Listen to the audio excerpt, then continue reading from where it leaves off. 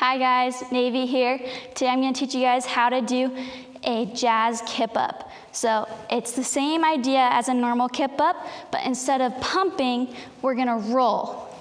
So you're going to go down, you're going to go back onto your shoulders, and when you get there, instead of pumping like normal, you're going to push off of your arms, shoot your legs up to the sky, your hips, and you're going to try to replace where your hands were with your feet. Shoot up, replace, land here like this.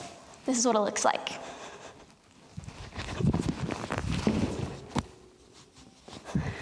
You guys got it.